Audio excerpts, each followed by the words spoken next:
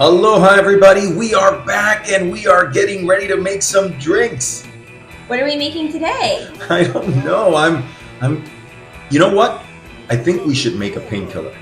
A painkiller, okay, what's in that? What kind of rum do I need to get? Okay, well, we're making a painkiller, so we can't do a painkiller unless we use some Pusser's rum. Okay, I think I have a bottle of that. You do have one? Yep, let me check the cabinet. Okay. Of course I do. Ooh. Oh, we're so lucky. That would have been rough.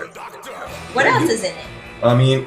A painkiller's a classic, almost a cousin of the pina colada. So we're definitely going to need some coconut cream. We're going to need some pineapple juice. We're definitely going to need a little bit of orange juice to certainly accentuate a little bit of the citrus notes. But man, this is a really good cocktail, well balanced. A lot of people always say it's too sweet, but I think it just hits the right notes. It is on the heavier side, but a drink can be refreshing, heavy, and so boozy. Oh man, but ice is key. Oh yeah. Yeah, we have to shake it really hard. Shake it good. Yeah, we have to really get that dilution, and then we're just gonna put a little bit of nutmeg and cinnamon on top. I can't wait. I'm gonna get my cup ready. And and stay tuned to the end of this episode because we're gonna have a history lesson on the painkiller. Really? Again, history? Oh yeah, we love history here. Yeah. And for all our friends out there that aren't seeing, where can we see this video? On YouTube. Just go straight to our YouTube. We have Tune In Tiki on YouTube, so you can watch it as well. So listen in your car, and then when you get home, watch our episode. What? That is wild. All right, everybody. So let's time to tune in. It's time to tune in.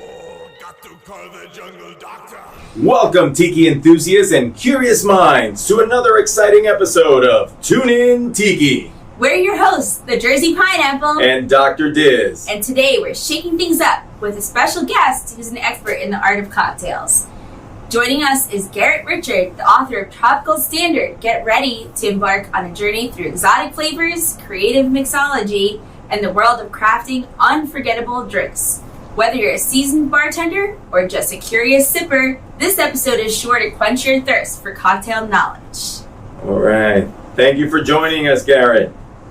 It's so good to be here. I'm so glad to be at the launch of this, basically. So let's delve on Tropical Standard. I know that it brings us a unique approach to cocktails. So can you tell us more about the inspiration behind the book and what readers can expect to discover? When I was thinking about Tropical Standard, I was obviously looking at the other books that were in the canon already.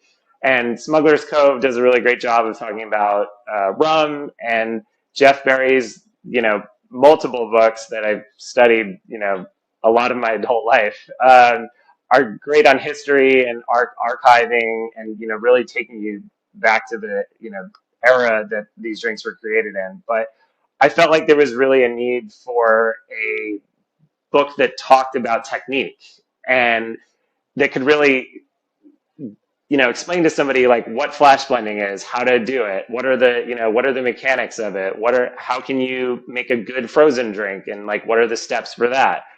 And in going over all the techniques of how to do this, I realized that there was a second story to tell, which is that within the last 10 or so years, there's been a lot of new techniques that have come into cocktails that I think improve the genre as a whole and make tropical and tiki cocktails better. And that really goes back to my time when I was pre-COVID working at Existing Conditions in Rain's Law Room. And Existing Conditions was opened by Dave Arnold and Don Lee. And Dave and Don were at the cutting edge of creating a lot of these techniques like acid adjusting and using liquid nitrogen and all that stuff. And I was learning that and working there every day. And then I was doing a pop-up every about 2 months at the Rain's Law Room, where we would just go through different tiki tropical drinks that we wanted to do. And we had a new menu every time of 9 different drinks. And what ended up happening is more and more the techniques I was doing at Existing were coming into the menu at Exotica, at my pop-up. And this book, it's really like a fusion of those two things. It's also just a reevaluation of some certain techniques and saying, do we need to look to the past or do we need to look to the future to, make this drink sing and make this drink as good as possible? We refer to mixology as both an art and a science. So how would you strike the perfect balance between a traditional cocktail technique and the reinvention of recipes to create something truly exceptional? Yeah, it's definitely there's a ghost in the machine sometimes with cocktails where like, if you think about a drink that like on paper doesn't make sense, like the last word, right? like like if you just read it and didn't know what a last word was, it's probably not going to be a good drink, but it works, right? So there's definitely like an art side of it that's hard to explain, but I would say for me and for a lot of the work that me and my co-author Ben Schaefer did in Tropical Standard is we like to look at the roots of a drink and then even look at other historical precedent for a drink that may not necessarily seem related but is there. Like a good example is we have a reinvention in the book of the Tiki Tea's lemon head cocktail, right? And we go back and talk about, where it came from, the 70s, lemon drop, really popular. But then looking at what the Tiki Tea does, they muddle a bunch of lemons into it. In that conversation, we're able to talk about Dale DeGroff at the Rainbow Room in the 1990s when he created the Whiskey Smash. And then where he got that inspiration from, which was Jerry Thomas in the 1890s, doing things like whiskey cobblers. So for us in like recreating a tiki tea drink that probably came from the later half of the 20th century, we kind of bop around time and look at a lot of different areas, because that's the thing with like cocktails is they sort of echo over time, and one drink may inspire thousands, and also like certain specs you may inadvertently be referencing stuff, that happens all the time. Now, crafting cocktails is an experience that engages all the senses. How do you approach the sensory aspects of cocktail making, and how can enthusiasts elevate their home bartending game? Yeah, the sense thing, it's obviously like twofold, because there's what's actually in the glass and then how it's presented. And I think a big thing, especially within the book and at Sunken Harbor Club, which is the bar I'm running in Brooklyn currently, flash blending is a huge technique that helps aroma and like sensory perception like improve dramatically in a cocktail. For anyone that's not familiar, flash blending was created in the 1930s, most likely by Don the Beachcomber, but it has references and uses even before Don's time during the soda fountain era in the 1920s.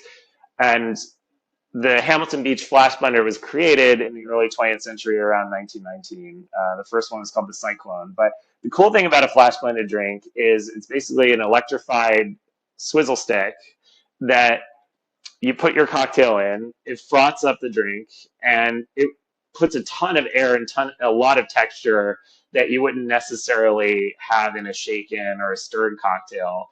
And when you present a flash blended drink, the bubbles on top actually open up the cocktail more and lighten up some of the flavors that you would, necessarily have in a shaken drink. Like some, think things like coconut, pineapple, honey, and the aromatics of a flash blended drink actually travel to your nose better than something shaken. And there's a lot of drinks in the classic canon that use absinthe and really highly aromatic things that when you use flash blending, it's just 10 times better of a cocktail. I always say to folks that the first time you have a flash blended crushed ice drink is almost like the first time that you have a old fashioned that's on a big rock, where you're like, wow, this is just like a world of difference and I can perceive so much more.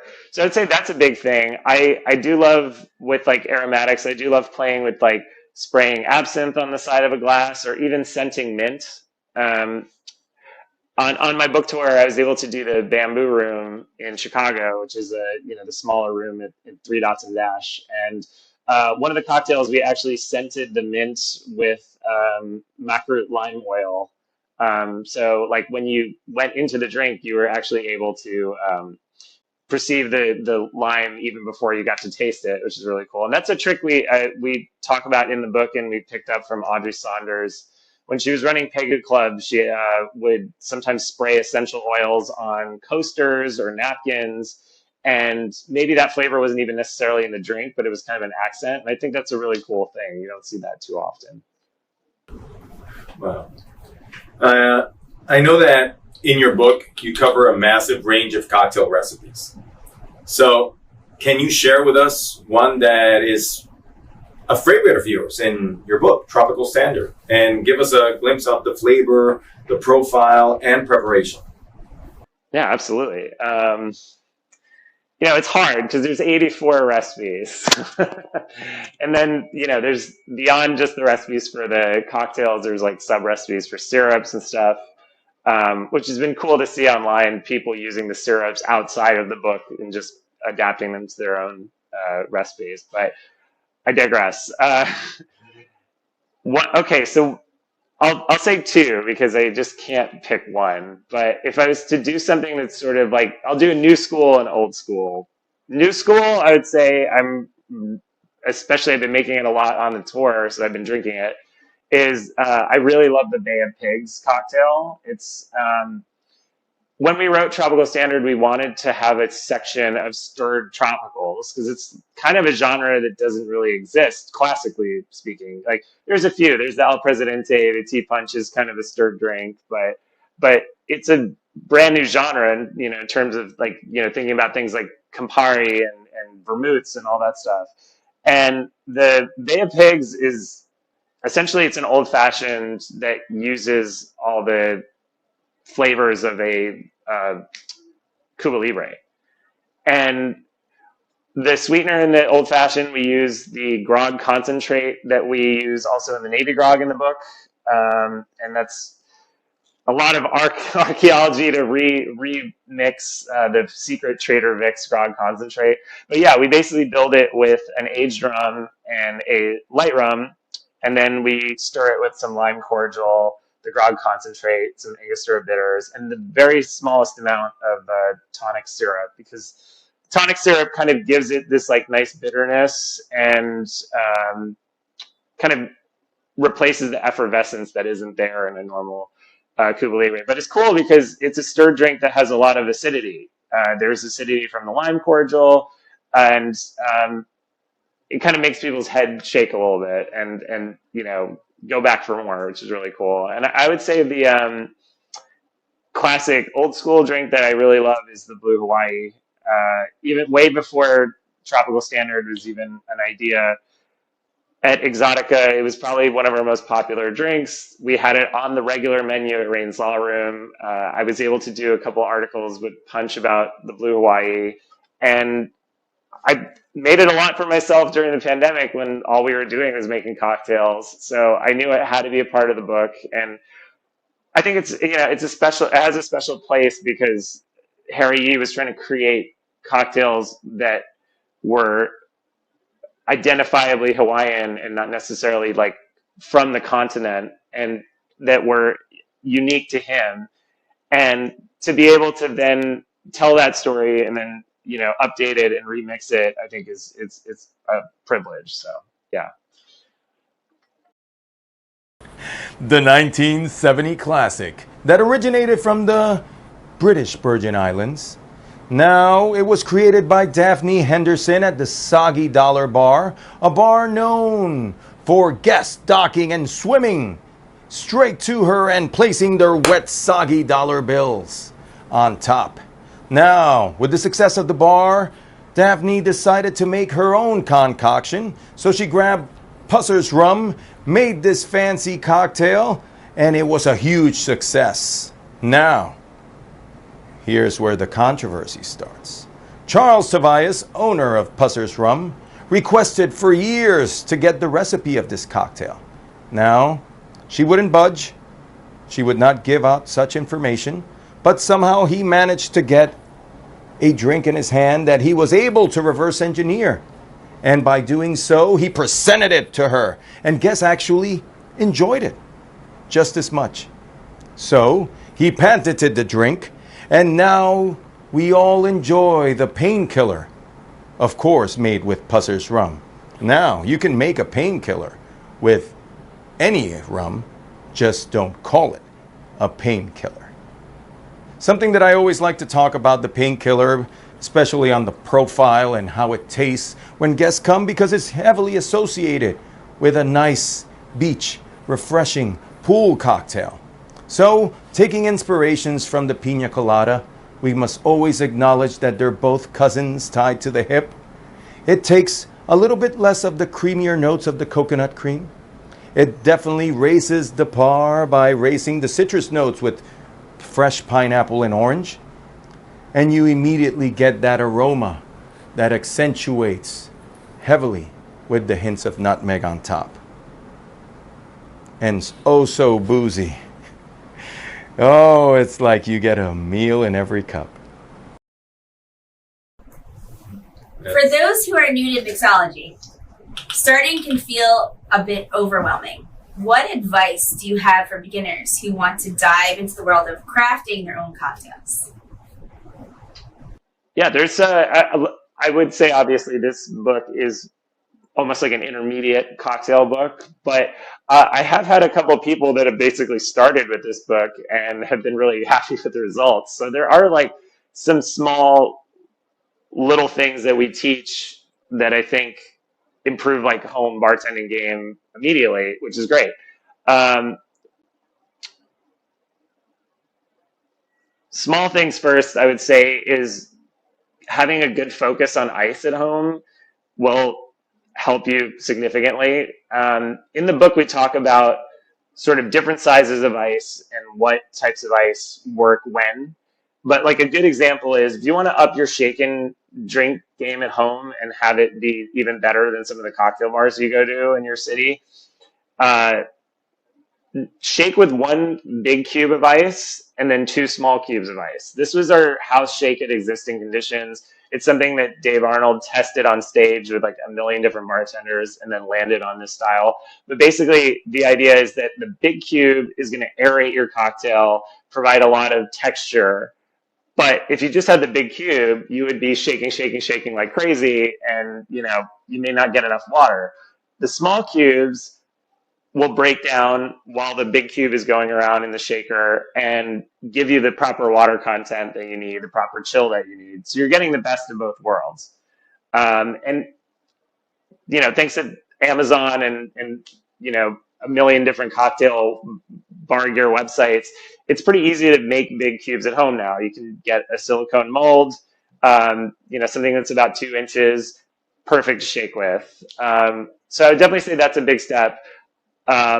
Salting your drinks is a great way to improve cocktails quickly at home.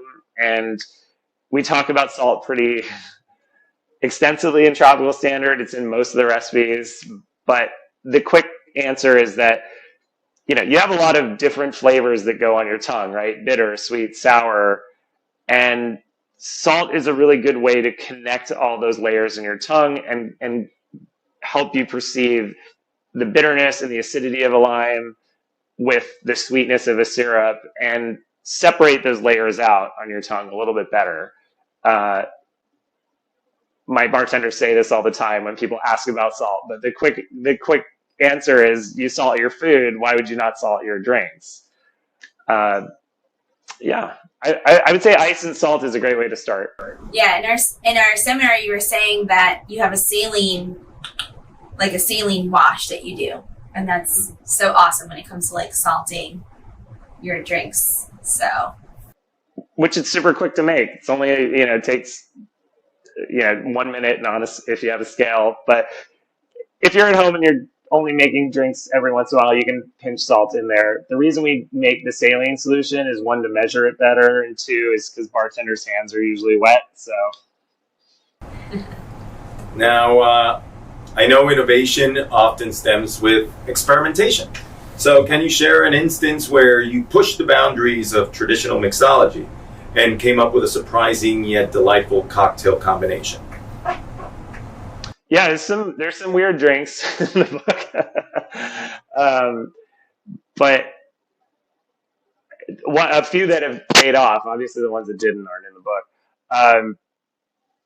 But the Minoan cocktail is I think a weirdo for sure, and the whole savory chapter, I think for people that are sort of like hardcore tiki files will probably be a little bit scared of. But it was important for me to write about the confluence of like savory flavors in these types of drinks, because I think traditionally they were served with food that was like highly flavorful, things that have five spice and, thinking about Cantonese and Szechuan Chinese and what have you. But, about 10 years ago in New York, the most common order was like for spicy or like salty drinks. And that like dominated any cocktail bar that you went to. So for me, it was kind of important to like tell that story and also be like, look, it doesn't just have to be a jalapeno margarita. But the drink that I'm referring to was called the Minoan, and it was inspired by Marvel Bar in Minnesota. Marvel Bar had a really cool cocktail called the Oliveto, which used olive oil, and they were kind of creating like a gin sour that tasted like an olive oil cake. It's probably the best way I can describe it. And I made it for myself. That was really cool, and made me think about all these rums that had come out at the time that were super savory. Like the St. George Agua Libre had just come out. The rums from Mexico, like Paranubis, and a few were just starting to creep into the market, and I loved them. I thought they were so different and exciting to mix with, and kind of broke the rules of what we normally think about for cane spirits, because they have just such a long fermentation. They get all these like savory, like black garlic and truffle notes to them. So I thought about the Oliveto and was like, what if you could do a daiquiri that uses olive oil, but have it lean more towards these savory notes that are in Paranubis and whatnot. So the drink is lime and lime punch, which is a syrup that's in the book, with some egg white and olive oil. The egg white and the olive oil emulsify each other, so the olive oil doesn't separate out. And then it uses a rum from Oaxaca. In the book, we call for Paranubis, but you can use Daca Bend. There's options you can use.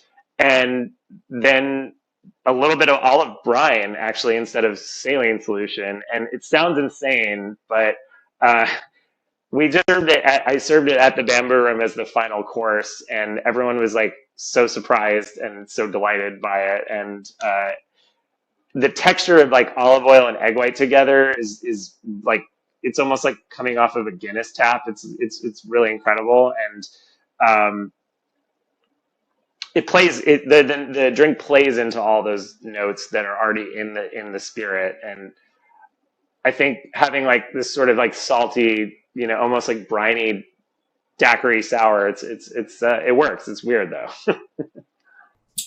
The cocktail culture has its own trends and fads. How do you balance incorporating current trends while maintaining the timeless appeal of a well-crafted cocktail? Yeah, it's a good question, because I think especially with social media, it's very easy to get bogged down in like, okay, like what's the drink of the moment? Like, it was like the Aperol Spritz, and espresso martini seems to just be like a zombie that comes back over and over again. But for me, I think it goes back to my training at existing conditions. Is when we were first trained there, we were told a good drink to work on is to find a problem that you care about, or find like something that's bothering you about a cocktail, and like work on it and see if something comes about with it. And honestly, like most of the drinks in Tropical Standard are that, where it's like, oh, this doesn't work for me. Like, how can I learn more about it so that it does? Good example is like the strawberry daiquiri in the book, which a lot of folks have been making, and it took us a long time to like get that strawberry daiquiri to a point where we were like, this is an awesome cocktail. But because it's the joke of daiquiris, right? Is the strawberry daiquiri. But after we put some time into it, studied some like old Cuban stuff, some new stuff, we were able to really get it to a place where it's a good cocktail now. But these things are more and more a dialogue now, because you have your guests talking to you on social media, you have readers talking to you on social media, and it's way more fluid and way more of a back and forth. But I think in general, for me, the drinks that I really put effort into are personal and things that I care about. Like something I'm working on right now is I love studying soda fountain stuff. So like for me, like all I'm making right now is like cherry syrup from the 20s that has like wild cherry bark. And like at some point that might be useful in something that is like in a drink that people care about currently, like who knows, maybe the blood and sand will become popular. But it's balancing, I think, those two things of like consumer needs and demands with what you care about and what you're passionate about, and seeing what problems you can solve or at least play around with, and see if they're successful or not. So, Tropical Standard, Garret Richards, we're so thankful and grateful for you joining us on this episode of Tune In Tiki and talking shop and exploring all the flavors. We really want to say thank you for joining us. And to our listeners, thank you for listening. Go out and get the book. You know where to find it. And join us next on the next episode of Tune In Tiki. Aloha, listeners. Please check out our Patreon, the 1944 Society. What's that? Well, Christina, if you know, you know. Subscribe for more, everyone. Patreon.com/TuneInTiki.